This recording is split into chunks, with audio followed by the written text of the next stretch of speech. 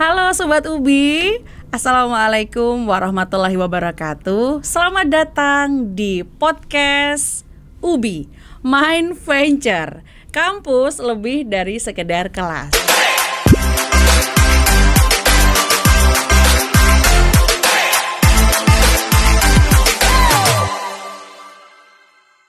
Halo Sobat Ubi, gimana nih kabarnya? Semoga Sobat Ubi selalu sehat, bersemangat, dan tentunya tidak lupa selalu bahagia ya. Aduh, udah lama ya kita nggak jumpa lagi di podcast Ubi. Tentunya masih bersama saya, Dwi Agustina Rahayu, yang akan memandu jalannya podcast di podcast Ubi Mind Venture ya. Hari ini tentunya di podcast Ubi selalu memberikan informasi-informasi tentang edukasi, pengalaman, motivasi, prestasi, atau mungkin tips dan trik lainnya.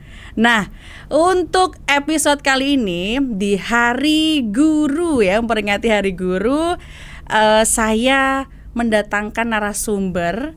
Tentunya narasumbernya ini sudah menggeluti di sebagai seorang pendidik, sampai dari guru sampai sekarang menjadi dosen.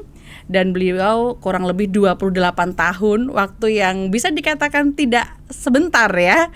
Tentunya punya pengalaman dan juga sharing-sharing atau harapan untuk para guru-guru yang ada di Indonesia kita ya.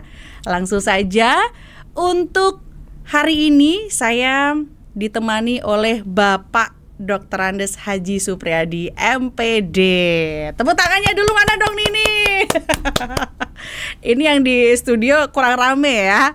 Oke, Bapak Supriyadi, bagaimana Pak kabarnya untuk hari ini? Alhamdulillah sehat Mbak Dwi, mudah-mudahan teman-teman juga sehat semuanya. Iya ya, memang ya kalau ada sosok pendidik guru ini lebih tenang gitu ya kalau menjawab pertanyaan. Pak Pri ini kalau tadi ya sempat kita di awal bercerita sudah 28 tahun ya Pak ya. Iya. Itu di tahun berapa ya Pak ya? Kalau itu saya hitung 28 tahun itu waktu saya di ASN sesungguhnya. Oh, tetapi begitu. Kalau dari awal saya mengajar itu saya tahun 85 sudah jadi guru. Waduh, 85 ya Pak ya. Luar biasa ini ya. Baik, Pak Pri, ini kalau Sobat Ubi yang nonton di podcast nih ya, tentunya sudah tidak asing dengan beliau, karena kalau saya dulu nih dosen yang paling favorit ya. Karena sering ini sharing berbagi ilmu. Mungkin dari Pak Prim, apa nih definisi seorang pendidik ya Pak ya? Pendidik itu bisa guru, bisa dosen ya Pak ya. Silahkan, monggo Pak. Ya, satu profesi yang seharusnya mendapatkan satu penghormatan yang luar biasa. Karena misi dari seorang guru itu luar biasa mulia gitu kan. Dialah yang mencerdaskan kehidupan bangsa kita. Betul. Ya.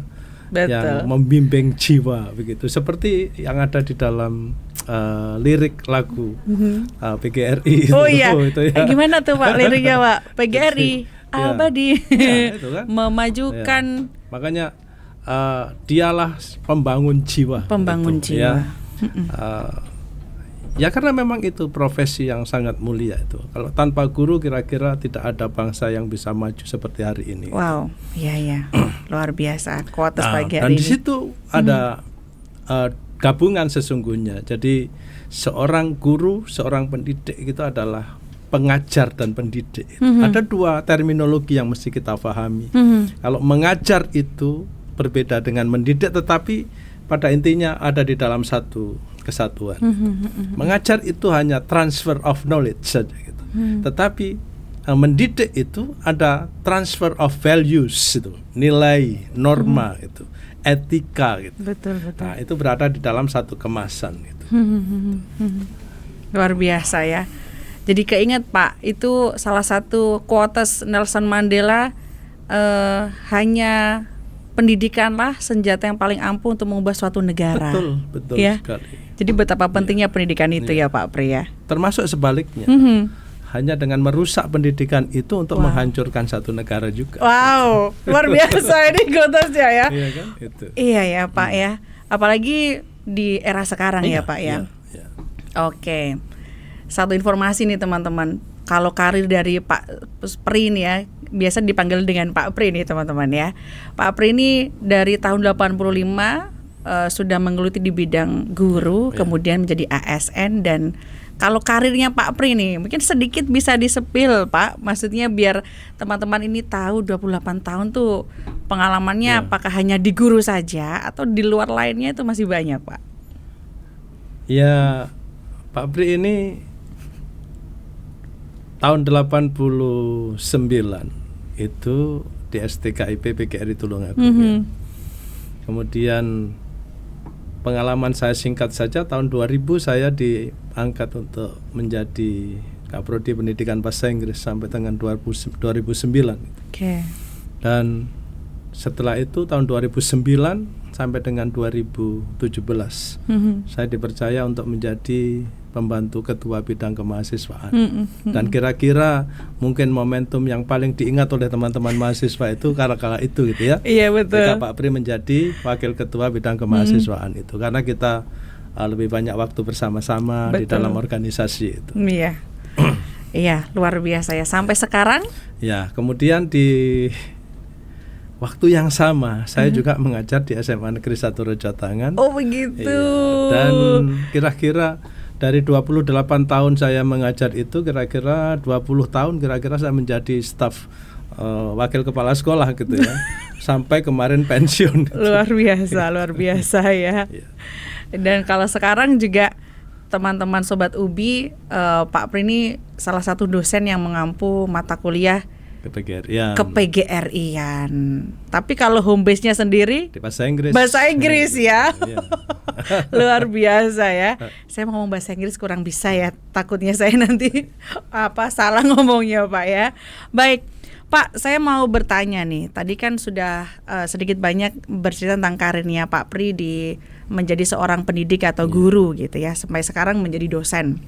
Lalu ini nih Pak, mengingat di era industri 5.0 mungkin ya Pak ya, sekarang sudah mendekati dengan banyak teknologi. Ini gimana nih Pak nasib guru atau tantangannya guru ini seperti apa nih Pak? Iya. Satu pertanyaan yang sangat bagus Mbak Dwi. Dan seharusnya memang teman-teman guru paham dengan tantangan yang harus dihadapi hari ini di era 4.0, di era disrupsi ini ya, di era perubahan digital yang sering kali tidak bisa diprediksikan itu. Tetapi satu hal bahwa betapapun maju teknologi itu, maka peran guru tidak akan pernah tergantikan gitu. Wow. Ya, kenapa? Betul. Karena kalau guru itu punya jiwa gitu ya, punya emosi, punya empati, punya rasa itu yang tidak dimiliki oleh teknologi gitu. Betul. Nah, padahal mendidik itu tidak bisa kalau kita tidak menggunakan feeling itu ya, tidak ada empati, tidak ada pendekatan jiwa kepada anak-anak itu untuk bisa mengarahkan mereka kepada karakter yang diinginkan gitu. Gitu. Nah, tetapi juga harus difahami bahwa era disrupsi, era industri 4.0 ini memberikan begitu banyak pembelajaran, memberikan begitu banyak tantangan, dan karena itu kemudian guru-guru yang masih muda, yang masih aktif mesti mengupdate dirinya gitu ya. Karena memang tuntutan kurikulum itu harus bisa menciptakan generasi-generasi yang memang bisa berjalan seiring dengan kemajuan teknologi. Betul. Itu. Hal yang nyata yang seharusnya memang dipertunjukkan gitu kepada siswa-siswa kita. Misalnya sekarang ini begitu banyak toko-toko besar yang dulu toko konvensional menjadi pusat pembelajaran, hari ini udah mulai bankrupt gitu, mulai bangkrut itu kan. Itu sesuatu yang tidak pernah diprediksikan tahun-tahun kemarin. Betul. Gitu ya. Kalah dengan keberadaan pasar online gitu misalnya. Begitu banyak juga kaum buruh yang harus di PHK karena begitu banyak otomatisasi yang dilakukan di perusahaan-perusahaan. Hal-hal yang seperti inilah yang mestinya kemudian menjadi semacam topik bahasan yang harus bisa segera difahamkan kepada anak-anak didik kita. Berarti tantangannya guru di era sekarang ini teknologi ya Pak ya? Iya. Dan karakter juga gak sih Pak? Bahwa perkembangan itu pasti akan berpengaruh kepada mentalitas, kepada karakter dan sebagainya, gitu ya. Anak-anak diminta untuk lebih kreatif lagi di dalam memahami keadaan, gitu ya, supaya mereka bisa survive, gitu, bisa bertahan dengan keadaan kemajuan teknologi yang hari ini. Tantangan di era sekarang ini teknologi juga mempengaruhi karakter dengan adanya perubahan. Kalau boleh sharing Pak Pri, ini perbedaan guru di era berapa 85 sampai sekarang ini yang sangat terlihat sekali itu apa sih Pak perbedaannya? Guru tahun-tahun yang lalu itu menghadapi siswa yang mungkin bandel bolosan gitu ya. Tetapi hari ini jauh lebih sulit. Wow. Karena apa? Dengan pengaruh teknologi yang hari ini, siswa itu bukan hanya sekedar bandel, bolosan, enggak, tetapi hari ini siswa tidak mau berpikir. Itu sesuatu yang tantangan yang lebih besar itu ya. Jadi pengaruh teknologi itu ya pasti ada dua mata pisau lah. Ada sisi baiknya, ada sisi negatifnya. Tetapi hari ini menurut saya di kalangan peserta didik anak-anak kita itu sisi negatifnya jauh lebih besar gitu. Itu menjadi PR banget ya, sebagai seorang guru. Semua harus berpikir ke sana. Oke, Pak, kalau boleh tanya juga nih, kalau guru ini kan memang dari dulu nih Pak ya, mulai dari kesejahteraannya ya, kemudian bisa dikatakan mencerdaskan kehidupan bangsa itu kan tugas yang amat sangat berat sebenarnya ya Pak ya. Lalu kalau dari sisi Pak Pri, apresiasi dari pemerintahan kah, atau mungkin naluri seorang guru itu harus memiliki jiwa apa ya Pak ya, jiwa harus, kalau dibilang mendidik kan bukan anaknya sendiri nih, mendidik anaknya orang, mendidikan anak bangsa. Nah itu gimana tuh Pak? Saya meyakini bahwa profesi guru itu yang pertama adalah panggilan jiwa. Wow, panggilan jiwa. Kenapa? Karena memang tidak semua orang itu siap untuk menjadi guru. Betul. Ya. Apalagi kalau kita melihat beberapa tahun silam misalnya gitu ya. Ketika tadi Mbak Dwi mengatakan ada tanggung jawab besar di dalam mencerdaskan bangsa, mencerdaskan orang lain, mencerdaskan yang bukan anaknya sendiri. Betul. Tapi harus dilakukan dengan setulus hati, ya. Sementara kompensasi, ya sebenarnya nggak etis juga bicara ini, tapi harus dibicarakan juga. Tapi memang faktanya begitu ya Pak ya. Jadi saya masih ingat betul tahun 2000 itu gaji saya itu sebagai ASN itu masih 100.000 gitu. 2000 ya ya. Kita bisa bayangkan itu. Ya walaupun akhirnya ya karena itu menurut saya Hari PGRI itu menjadi sangat fenomenal gitu ya bagi karena dengan Undang-Undang Nomor 20 Tahun 2003 tentang Sisdiknas itu kemudian nasib guru itu berubah drastis gitu. Ketika ada tuntutan kita untuk sertifikasi guru itu dikabulkan oleh pemerintah, maka sejak itu menurut saya kesejahteraan guru itu menjadi luar biasa. Sampai kalau guyon dengan teman-teman itu, kalau dulu itu mencari mertua susah gitu. Oh ya, gitu ya Pak ya. Kalau sekarang ini banyak mertua yang mencari guru gitu. Oh gitu. Guru diguguran ditiru. Kalau bahasanya begitu ya Pak ya. Iya. Baik Pak, saya mau ini Pak bertanya tentang fenomena tentunya ya Sobat Ubi, banyak di informasi-informasi media pers ini kan sangat terbuka Pak.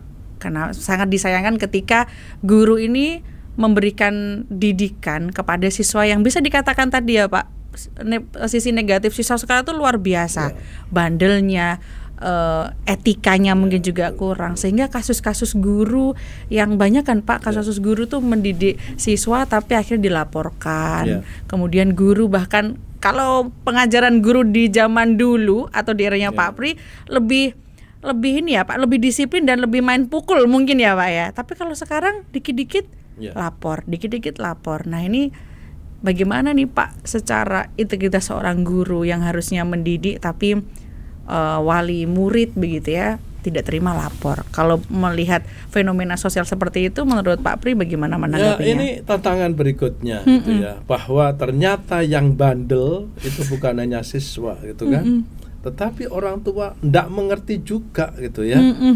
Ternyata orang tua itu taunya apa ya? Mungkin belani tetapi tidak proporsional begitu.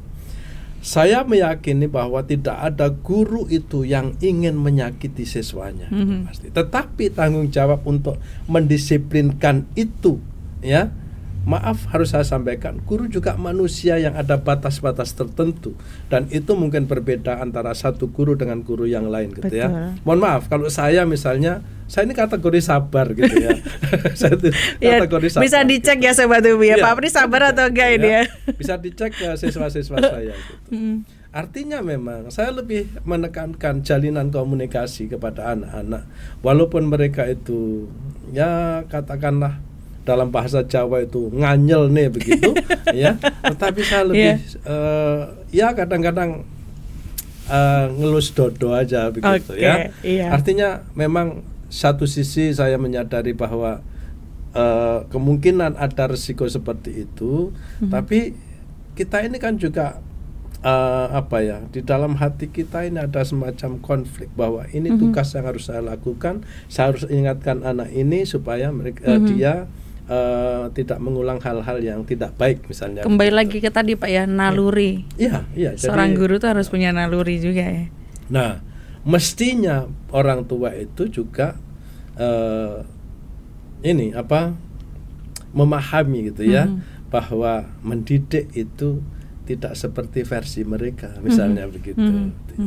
Nah ini ada satu lagi Mbak Dwi yang harus saya sampaikan. Hari ini saya itu juga kebetulan menjadi ketua komite di SMA gitu. Oke. Wah, ini tentunya banyak laporan dari wali murid sepertinya Pak ya.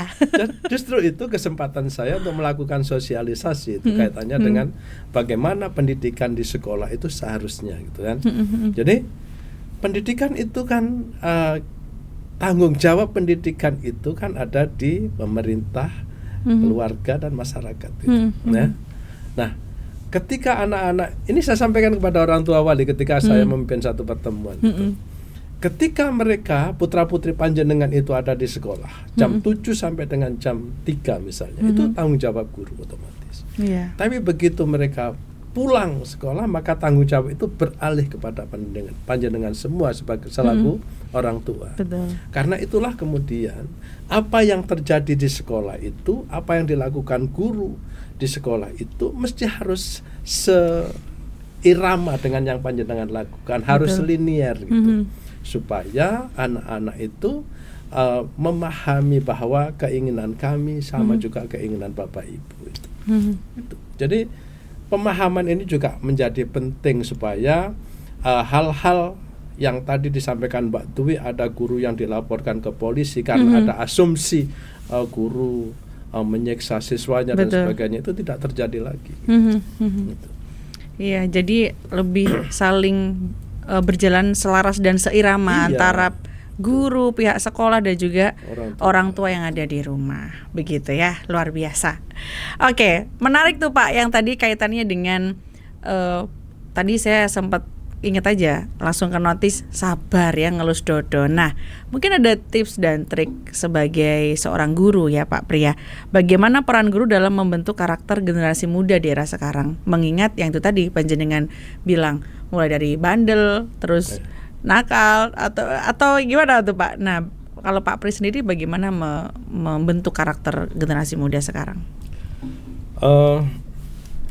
Tentu kami tidak bisa sendiri ya. Artinya memang katakanlah kalau hari ini di kampus kita harus lakukan itu, Tetapi itu kan hanya sebatas apa yang bisa kita lakukan di dalam mempengaruhi,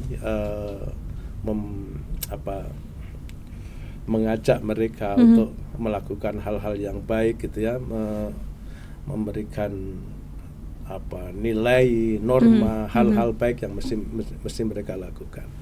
Saya seringkali kepada teman-teman mahasiswa yang hari ini bersama saya itu gitu ya,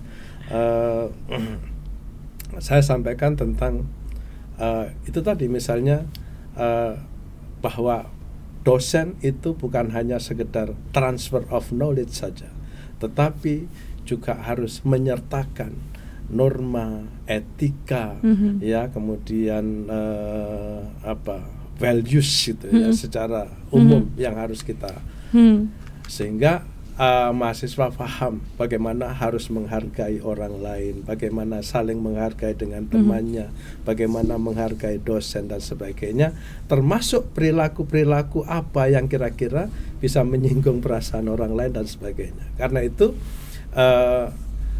saya barangkali hanya dengan memberikan contoh untuk tidak menggunakan kata-kata yang kasar, tidak menggunakan kata yang bisa menyakiti orang, misalnya begitu. Dengan begitu saya berharap bahwa teman-teman mahasiswa itu, oh maksudnya begini Pak Beri itu, gitu ya. Berharap bahwa ini sesuatu yang bisa ditiru, ya, diambil nilainya oleh teman-teman mahasiswa. Saya kira mungkin masih banyak ya teknik-teknik yang lain, karena hari ini bagaimanapun kita tidak bisa menafikan bahwa mungkin mereka lebih banyak dipengaruhi oleh apa yang mereka lihat di TikTok, di YouTube dan sebagainya gitu ya. Nah, karena itu kemudian saya juga sering mengatakan tolonglah sekarang lebih sering komunikasi dengan teman-teman gitu ya, supaya mereka bisa saling merasakan bahwa oh ternyata menghargai orang itu seperti ini gitu ya, dan seterusnya. Itu yang.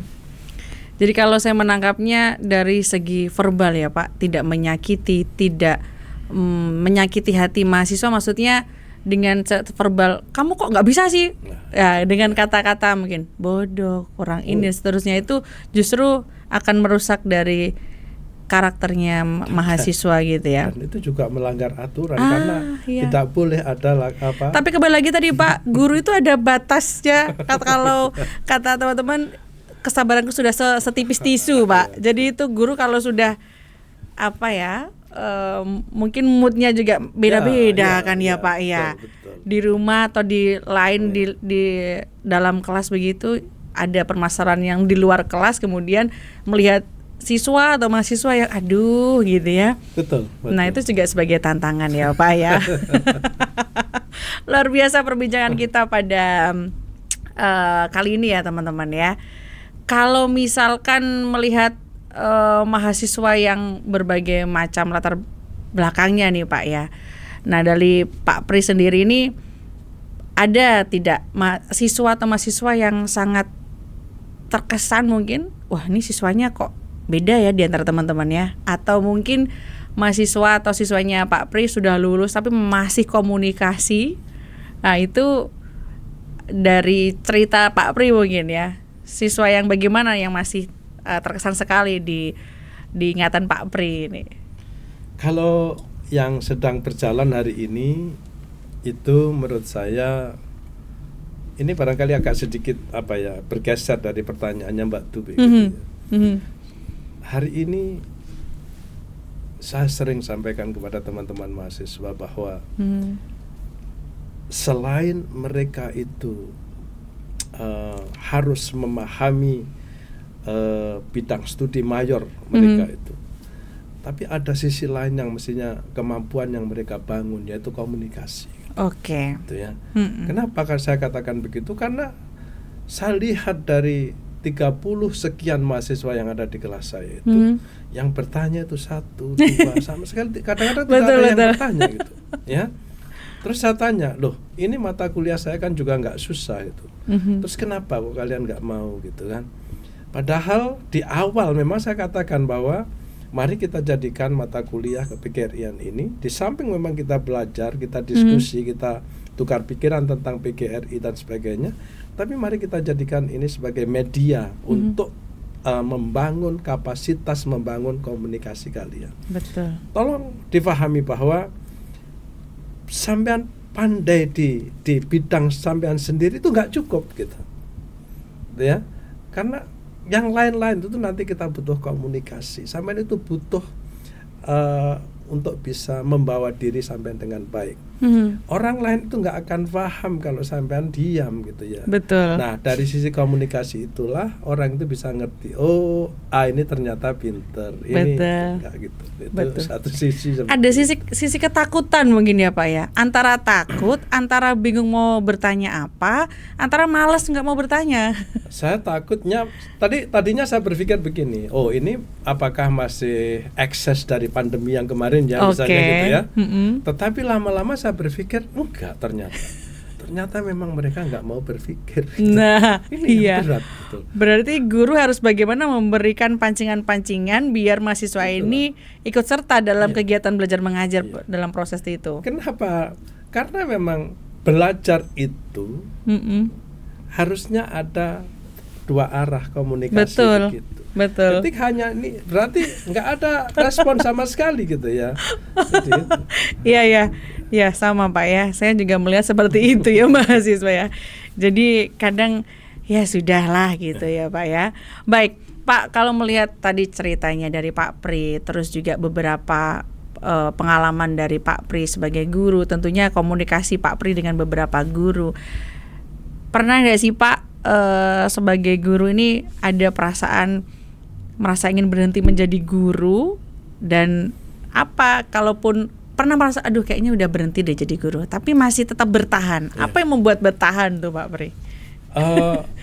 Wajar ya, saya sebagai manusia itu ketika berada di dalam satu waktu, ketika ada hari-hari di mana saya ketemu dengan murid-murid saya yang susah gitu dikendalikan gitu ya. Rasanya aduh.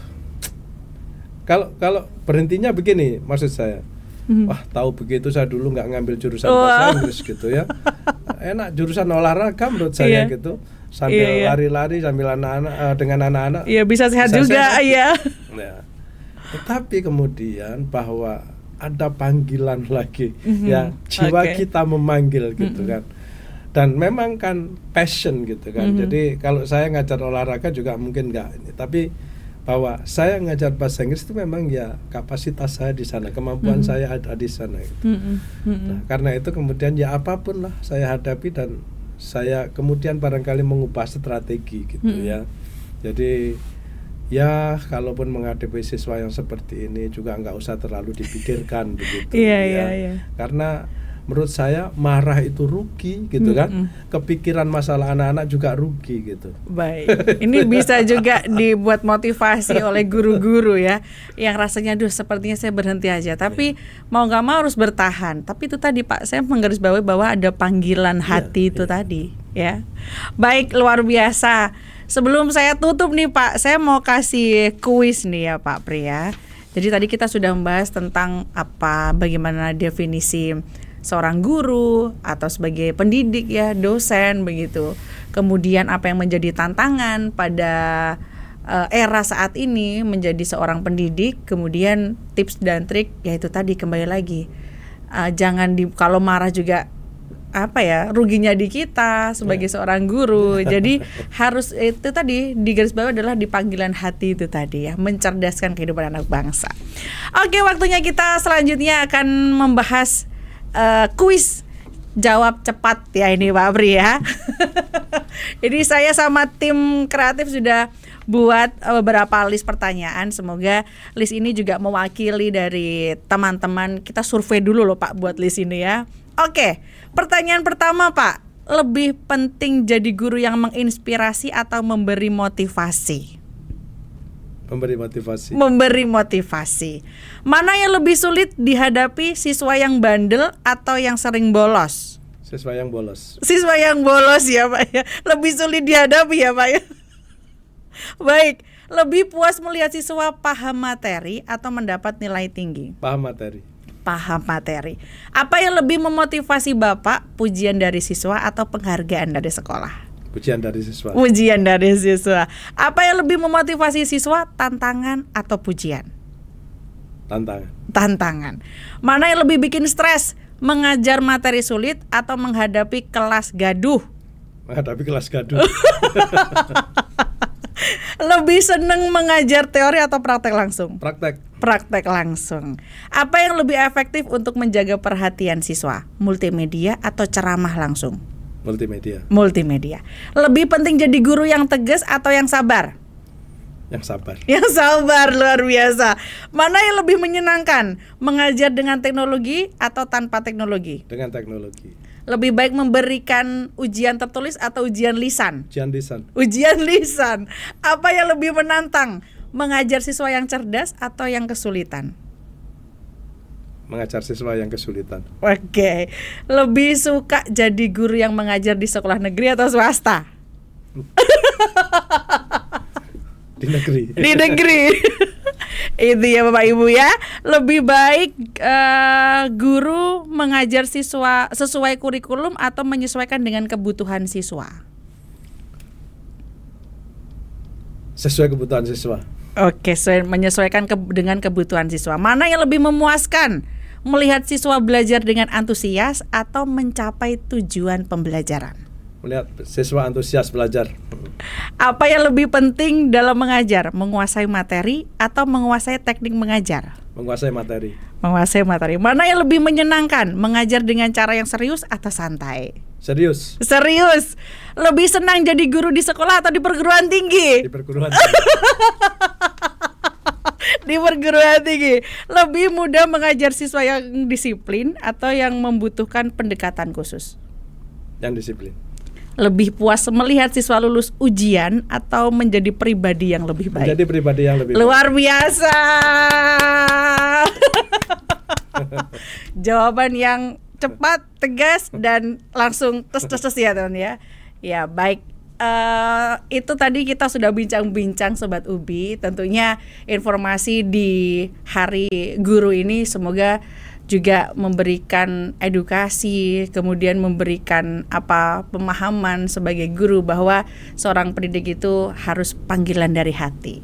Terakhir Pak, apa pesan Pak Pri kepada guru-guru di Indonesia saat ini nih Pak? Terima kasih kepada semua teman-teman seprofesi. Mari kita tingkatkan pengabdian kita, bahwa semakin ke depan semakin berat tantangan kita, dan mari kita update kapasitas kemampuan kita untuk bisa melayani anak kita, bisa mengantar anak-anak kita survive di masa-masa yang akan datang. Tetap semangat ya, dan tetap berdedikasi sebagai guru, sebagai pencerah kehidupan bangsa. Luar biasa. Boleh dong apresiasinya untuk para guru-guru yang ada di seluruh Indonesia dan tetap menjadi motivator untuk mencerdaskan kehidupan anak bangsa, begitu ya. Terima kasih Pak Supriyadi yang telah memberikan sekilas informasi, pengalaman, dan tentunya kalau dalam podcast ini masih kurang Pak ini sebenarnya ya. Tapi bisa dilanjut di podcast-podcast lainnya. Saya masih tertarik tadi ya, bukan dari segi guru, tapi Pak Pri ini juga sudah pernah menjabat menjadi wakil ketua kemahasiswaan. Tentunya ini komunikasi dengan mahasiswa, kemudian bagaimana menghadapi mahasiswa di era sekarang. Tentunya kita sepertinya ada segmen-segmen berikutnya untuk membahas tentang karakter mahasiswa ya Pak ya. Oke, terima kasih Pak Pri sekali lagi. Sama-sama. Mohon maaf kalau dalam perbincangan ini nanti ada beberapa informasi yang tentunya bisa bermanfaat untuk para Sobat Ubi, dan juga mana yang baik, mana yang bisa diambil, mana yang ini kayaknya menjadi PR khusus untuk pemerintahan, untuk guru-guru Indonesia. Dibijaki saja begitu ya. Terima kasih untuk Sobat Ubi, dan tunggu informasi-informasi lainnya di podcast Ubi Mind Venture, kampus lebih dari sekedar kelas. Baik, terima kasih. Saya Dwi Agustina Rahayu pamit undur diri. Akhir kata, wassalamualaikum warahmatullahi wabarakatuh. Waalaikumsalam. Dadah.